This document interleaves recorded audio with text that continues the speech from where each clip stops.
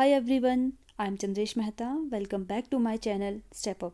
So in previous class, we had completed the concept of intelligence, characteristics of intelligence and bell curve. बहुत ही important है आपके exam point of view से.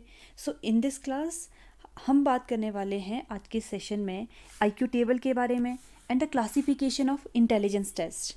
तो आइए शुरू करते हैं. सबसे पहले IQ टेबल के बारे में जानेंगे कि IQ टेबल क्या है, इम्पॉर्टेंट है आपके एग्ज़ाम पॉइंट ऑफ व्यू से.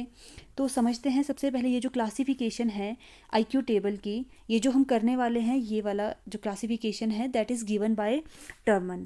और ऐसा नहीं है कि टर्मन ने ही क्लासिफिकेशन दी है IQ टेबल की. IQ टेबल को डिफरेंट साइकोलॉजिस्ट आए हैं, इन्होंने क्लासीफाई किया है IQ टेबल को. जो मोस्ट इम्पॉर्टेंट है या हमारे एग्ज़ाम पॉइंट ऑफ व्यू से जो इम्पॉर्टेंट है, तो ये वाली क्लासिफिकेशन है. इसके अकॉर्डिंग ही हम देखेंगे कि IQ को हमने किस कैटेगरी के अंदर रखा है. तो बात करते हैं क्लासिफिकेशन ऑफ टाइप्स, ये इस साइड लिखा है. And IQ intelligence quotient IQ जो मेज़रमेंट करके है वो इस साइड लिखा है. तो सबसे पहले हम बात करते हैं, यहाँ से चलते हैं, ठीक है, नीचे से ऊपर चलेंगे. तो इडियट की अगर हम बात करें, ठीक है, महामूर्ख हिंदी में है, जड़ बुद्धि जिसको हम कहते हैं, इनका IQ मेज़र किया गया 0 से 24, ठीक है. उसके बाद आता है इम्बेसाइल, मूर्ख बुद्धि, ठीक है. इसका जो IQ मेज़र किया गया है ये है 25 से 49, जिनका IQ है उनको हम इम्बेसाइल कहते हैं. फिर है 50 से 69. वेरी इंपॉर्टेंट क्वेश्चन पूछा जाता है कि जो मोरोन टाइप के इंसान होते हैं, इंडिविजुअल होते हैं, उनका IQ कितना मेज़र किया जाता है, कितना मेज़र किया गया है.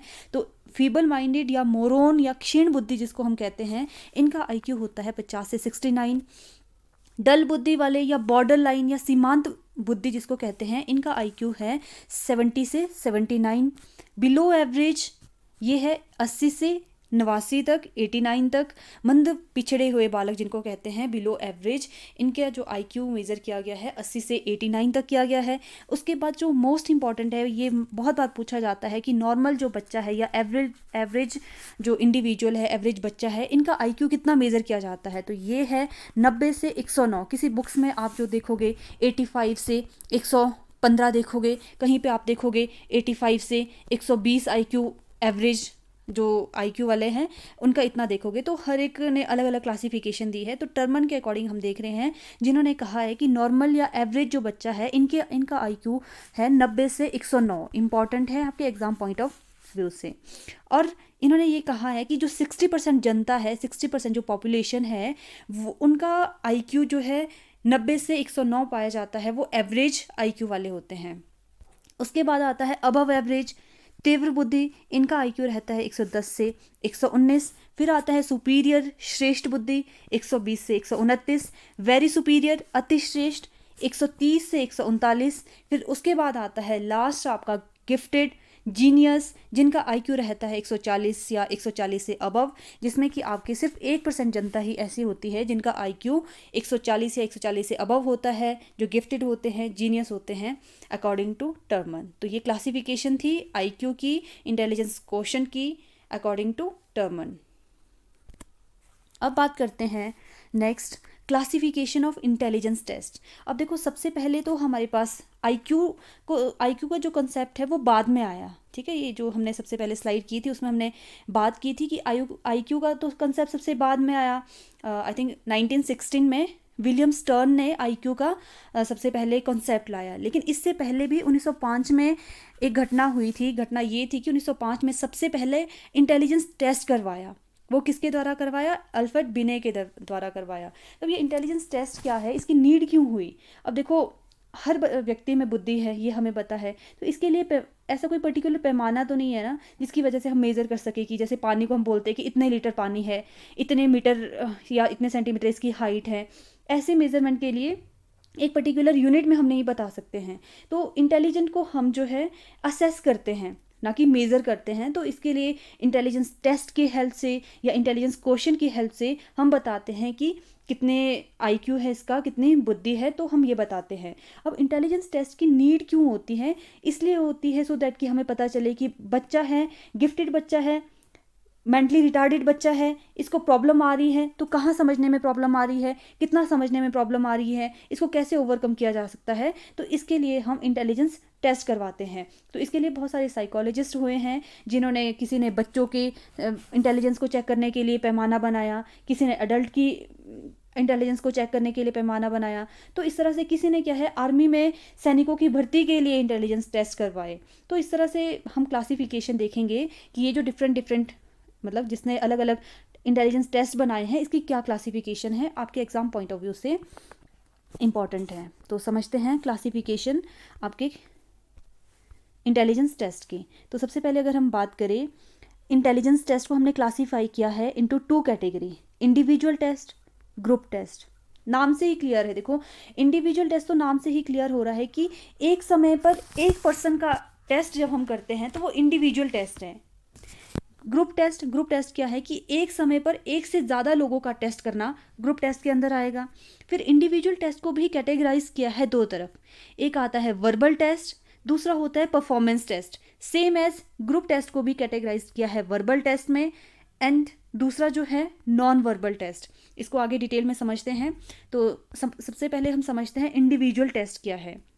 इंडिविजुअल टेस्ट होता है कि individual test are those in which only one individual is tested at a time, मतलब एक समय पर आपके एक ही पर्सन को टेस्ट करोगे, तो वो इंडिविजुअल टेस्ट। अब देखो, जब एक समय पर एक ही आदमी का जब आप टेस्ट करवा रहे हो तो ऑब्वियस सी बात है टाइम टेकिंग होगा, समय ज़्यादा लगेगा, एक्सपेंसिव भी है। 20 लोगों का अगर आपने टेस्ट करवाना है तो देखो 1 बाय 1 एक का करोगे, फिर दूसरे का करोगे, तीसरे का करोगे, तो अलग अलग उसके लिए टेस्ट भी कंडक्ट करवाने पड़ेंगे। तो हम कह सकते हैं कि it is a time consuming as well as expensive होने के साथ साथ टाइम टेकिंग भी है, टाइम ज़्यादा लगता है ऐसे टेस्ट करवाने में। फिर individual test allow people to answer orally or in a written form और manipulate object as per the tester's instruction।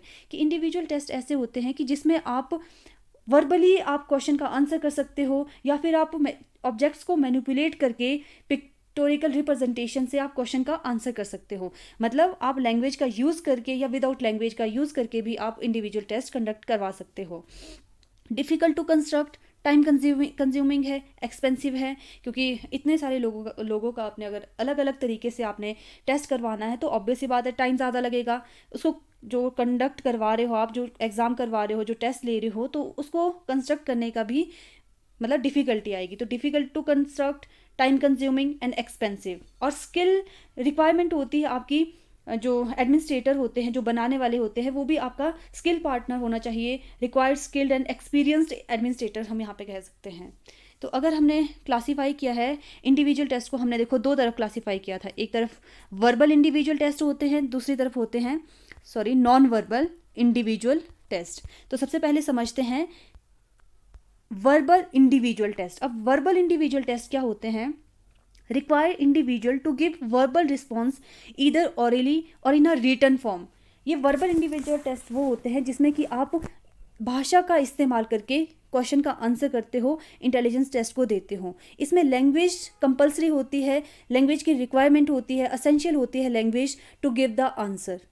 जब भी आप इस टेस्ट के थ्रू वर्बल इंडिविजुअल टेस्ट करवा रहे हो, वर्बल इंडिविजुअल टेस्ट के थ्रू इंटेलिजेंस को मेज़र कर रहे हो, तो उसके लिए ज़रूरी है कि आपके भाषा का ज्ञान होना। भाषा चाहे वो आप वर्बली, चाहे मतलब मौखिक तरीके से आप अपना आंसर दे रहे हो या फिर लिखित तरीके से आप अपना आंसर दे रहे हो, लेकिन भाषा का इस्तेमाल बहुत ज़रूरी है। भाषा की हेल्प से ही आप अपना आंसर देते हो। तो ये कैरेक्टरिस्टिक्स है वर्बल इंडिविजुअल टेस्ट की कि language ability is essential in this type of individual test. ठीक है, और ज़रूरी है इसमें जो जिसका टेस्ट करवाया जाना है उसका ज़रूरी है लिटरेट होना। ठीक है, लिटरेट पीपल ये टेस्ट दे सकते हैं, क्योंकि इसमें भाषा का इस्तेमाल होता है, उसको पढ़ना या लिखना आना चाहिए, तभी वो टेस्ट दे सकता है। लेकिन जब हम दूसरी ओर देखेंगे, दूसरे जो टेस्ट है उसमें ज़रूरी नहीं होता आपके लैंग्वेज का यूज़। तो इसके जो एग्जाम्पल है, यहाँ से डायरेक्ट क्वेश्चन पूछे जाते हैं कि जो बिने साइमन टेस्ट है ये किस तरह का टेस्ट है? क्या ये वर्बल इंडिविजुअल टेस्ट है, ग्रुप टेस्ट है, या वर्बल नॉन या फिर वर्बल ग्रुप टेस्ट है? इस तरह का पूछा जाता है।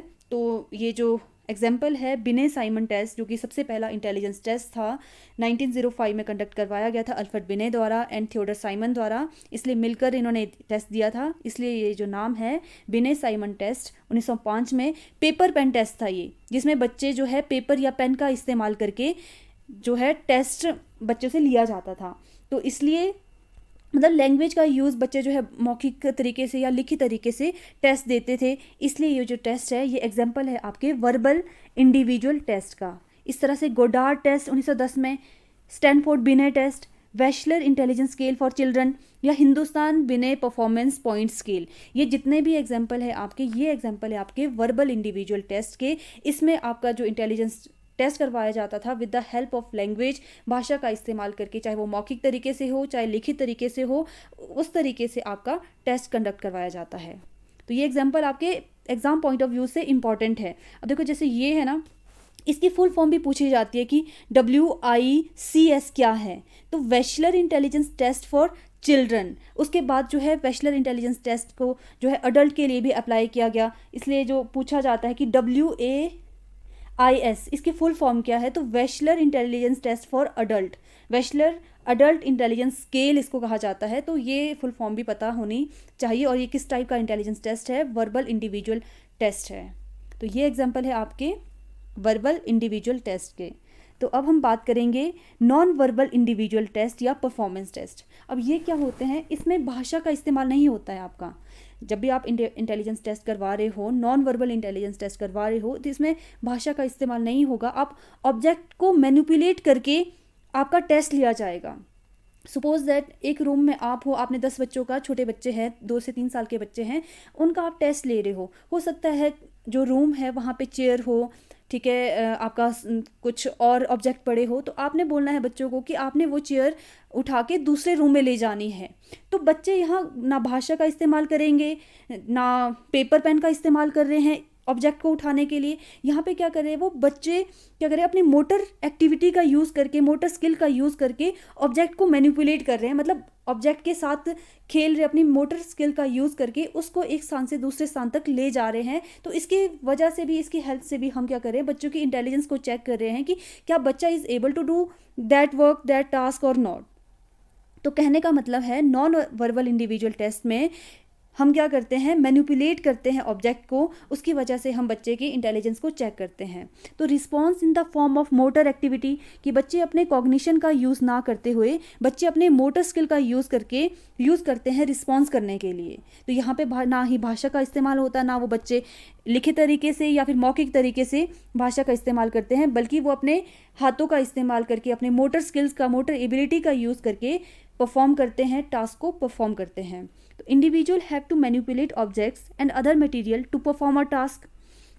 Written language is not necessary for answering the item, कि आपने कोई क्वेश्चन पुट किया, उसके आंसर के लिए आप लैंग्वेज का यूज़ नहीं करोगे। तो इसका हम ये कह सकते हैं कि जो इलिटरेट पीपल है, जो कि भाषा का ज्ञान जिनको नहीं पता है, ना पढ़ना जानते हैं, लिखना जानते हैं, वो भी, उनका भी इस तरीके से हम टेस्ट करवा सकते हैं कि ये इंटेलिजेंट है या नहीं है। हम क्या करते हैं, नॉन वर्बल इंडिविजुअल टेस्ट के थ्रू उनका भी हम टेस्ट करा सकते हैं।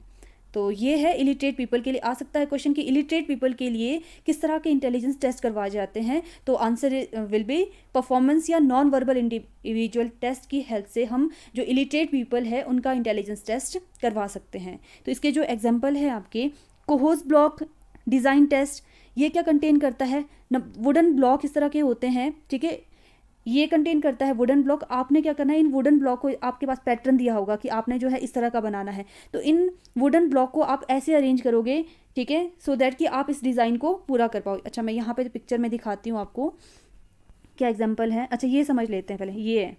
ये एग्जाम्पल है आपके नॉन वर्बल इंडिविजुअल टेस्ट के, कि इसमें क्या है आपके पास इंडिविजुअली देखो ये टेस्ट करवाए जा रहे हैं, लेकिन कैसे, जहाँ पे भाषा का इस्तेमाल किए बिना ही आप टेस्ट करवा रहे हो नॉन वर्बल तरीके से, ऑब्जेक्ट को मैनिपुलेट तरीके से। जैसे ये है, यहाँ पे क्या है, ब्लॉक्स दिए हैं, ये है जैसे ब्लॉक्स दिए हैं, इन ब्लॉक्स की हेल्प से क्या करना है, आपने ये डिज़ाइन बनाना है। जैसे यहाँ इतने सारे डिज़ाइन दिया है, ये डिज़ाइन ब्लॉक है, तो ये ब्लॉक्स दिए हैं अलग अलग, तो आपने क्या करना है, इन ब्लॉक्स को इस तरह से अरेंज करना है कि जैसे ये वाला आपने क्या बनाना है, डिज़ाइन बनाना है। तो इन ब्लॉक्स को अरेंज करके आप जो है बिना लैंग्वेज का इस्तेमाल किए हुए मैनिपुलेट कर रहे हो ऑब्जेक्ट को और एक डिज़ाइन क्रिएट कर रहे हो। तो ये एग्जांपल है आपका नॉन वर्बल इंडिविजुअल टेस्ट का। तो इसके एग्जांपल देख लेते हैं। इसके एग्जांपल है पोर्ट्यूज मेज टेस्ट, ड्राइंग टेस्ट। आप ड्राइंग की हेल्प से भी मेज़र कर सकते हो इंटेलिजेंस को कि अब मेज टेस्ट क्या होता है, एक भूल भुलैया वाला होता है कि जैसे आपकी बुक्स में भी समटाइम देखा जाता है कि जैसे इधर चूहा है बाहर, ठीक है, सपोज दैट इस तरह से भूल भुलैया होती है, ठीक है, इधर अंदर यहाँ पे क्या है, बिल्ली है, इस चूहे को इस बिल्ली के पास पहुँचना है, तो वो कैसे पहुँचेगी, तो एक भूल भुलैया कि आप कैसे ले जाओगे, ऐसे मैनिपुलेट करके ना, इस तरह से आप यहाँ अंदर तक पहुँचोगे। तो ये एग्जाम्पल है आपके नॉन वर्बल इंडिविजुअल टेस्ट का। Bhatia battery test important, very very important, पूछा जाता है कि भाटिया बैटरी टेस्ट आपका किस तरह का टेस्ट है, इंडिविजुअल टेस्ट है, ग्रुप टेस्ट है, इंडिविजुअल परफॉर्मेंस टेस्ट है या इंडिविजुअल नॉन परफॉर्मेंस टेस्ट है, तो ये पता होना चाहिए। तो ये एग्जांपल है आपके individual non verbal intelligence test का। Kohs block intelligence test, Alexander pass along test, pattern drawing test, immediate memory test, picture construction, Pinter pattern performance scale या मेरिल पाल्मर टेस्ट, ये सारे एग्जांपल है आपके नॉन वर्बल इंडिविजुअल टेस्ट के। Paper point of view से very very important, ये सारे जितने भी टेस्ट है, जितने भी एग्जांपल है, पता होना चाहिए। इसके अलावा और भी बहुत सारे टेस्ट है, लेकिन जो इम्पॉर्टेंट है आपके पेपर पॉइंट ऑफ व्यू से वही यहाँ पर डिस्कस हुए हैं। तो अब बात करते हैं next, that is group test. अब ग्रुप टेस्ट क्या होता है? ग्रुप टेस्ट होता है कि एक समय पर जब आप एक से ज़्यादा लोगों का इंटेलिजेंस चेक कर रहे हो, तो एक समय पर एक से ज़्यादा लोगों का टेस्ट करवाना वो कहलाता है ग्रुप टेस्ट। अब क्या हुआ था, जब फर्स्ट वर्ल्ड वॉर या सेकेंड वर्ल्ड वॉर हुई थी तो उस समय सैनिकों की भर्ती के लिए ग्रुप में टेस्ट करवाए गए। अब सैनिकों की ज़रूरत थी, अब उन सैनिकों की भर्ती के लिए ग्रुप में टेस्ट कराए गए, ठीक है। तो ये फिर इसको जो है कैटेगराइज किया वर्बल ग्रुप टेस्ट में एंड नॉन वर्बल, या फिर हम कह सकते हैं कि परफॉर्मेंस ग्रुप टेस्ट में। तो ये बात करते हैं, सबसे पहले समझते हैं वर्बल ग्रुप टेस्ट। इसके जो एग्जांपल है वर्बल ग्रुप टेस्ट के एग्जांपल है आपके Jalota general mental ability test, army alpha test, army general classification test या प्रयाग मेहता ग्रुप टेस्ट। ये एग्जांपल है आपके ग्रुप वर्बल टेस्ट के, जहाँ पे आपका एक समय पर एक से ज़्यादा लोगों का टेस्ट करवाया जाता था। जैसे हमने समझा अभी कि फर्स्ट वर्ल्ड वॉर में क्या है, सैनिकों की ज़रूरत थी। अब सैनिकों की भर्ती के लिए उनका टेस्ट करवाना ज़रूरी था। अब उनका टेस्ट कैसे करवाया गया? कुछ तो ग्रुप टेस्ट करवाया वर्बल तरीके से, और कुछ करवाया उनका परफॉर्मेंस तरीके से। वर्बल तरीके से जब उनका टेस्ट कराया गया तो उसके लिए ज़रूरी असेंशियल चीज़ क्या थी? आपके लैंग्वेज, भाषा का इस्तेमाल, चाहे आप मौखिक तरीके से करो, लिखित तरीके से करो, आपको लैंग्वेज का ज्ञान होना बहुत ज़रूरी है। लैंग्वेज की हेल्प से आप क्या है इस टेस्ट को कंडक्ट करवाओगे। वेयर एज जो दूसरे टेस्ट है, देखो ये याद करना बहुत ज़रूरी है, ये एग्जाम्पल ज़रूरी है, एज इट इज़ याद कर लेना। फिर नेक्स्ट है आपका non verbal group intelligence test.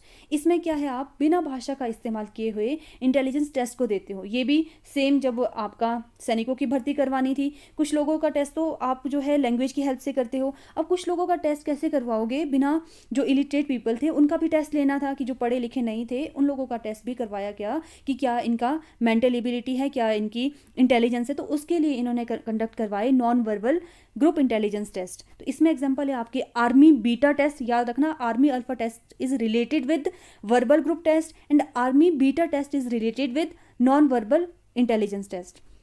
Raven progressive matrices important, पूछा जाता है रावन प्रोग्रेसिव मैट्रिसेस किस तरह का इंटेलिजेंस टेस्ट है। तो this is the example of non verbal group intelligence test. Cattell culture free test, Chicago non verbal test, ये example है आपके non verbal group intelligence test के। अब इसमें क्या होता है, ग्रुप में एक्टिविटी कराई जाती है। जैसे आपने अगर एग्ज़ाम देखा होगा, एनवीएस का एग्ज़ाम देखा होगा 5th क्लास का, जो भर्ती के लिए होता है कि नवोदय स्कूल में भर्ती के लिए, तो उसमें 20 या 30 क्वेश्चन इस तरह के आते हैं। आपसे पूछा जाता है कि जैसे ये वाला, ये शेडेड एरिया यहाँ है, फिर यहाँ पे आ गया, फिर यहाँ आ गया, तो इस तरह से आपने बताना है, ये आपके पास दिया है और आपको ये बताना है कि यहाँ पे कौन सी पिक्चर आप फिट करोगे। तो ग्रुप में इस तरह के टेस्ट करवाना, ये एग्जांपल है आपके नॉन वर्बल ग्रुप टेस्ट का। अगर हम रिकैप्चुलेट करें आज के टॉपिक को, तो हमने डिस्कस किया आईक्यू टेबल, जो कि क्लासिफिकेशन थी टर्म 1 की, और उसके बाद हमने डिस्कस किया क्लासिफिकेशन ऑफ इंटेलिजेंस टेस्ट की, जिसमें हमने बात किया इंडिविजुअल टेस्ट और ग्रुप टेस्ट के बारे में। इंडिविजुअल टेस्ट को भी फर्दर कैटेगराइज किया verbal test and non verbal test में, एंड ग्रुप टेस्ट को अगेन हमने कैटेगराइज किया verbal test and non verbal test में। तो ये बात थी क्लासिफिकेशन ऑफ इंटेलिजेंस टेस्ट की। इस तरह से हमारा ये टॉपिक कंप्लीट होता है, और नेक्स्ट वीडियो में हम बात करेंगे इंटेलिजेंस की थ्योरीज़ की। तो जिसको भी मेरी वीडियो यूज़फुल लगती हो तो प्लीज़ मेरी वीडियो को लाइक कीजिए, शेयर कीजिए और बेल आइकन को प्रेस कीजिए, सो दैट कि जो नोटिफिकेशन है लेटेस्ट वीडियो की आप तक पहुंच सके। So thanks for watching step up.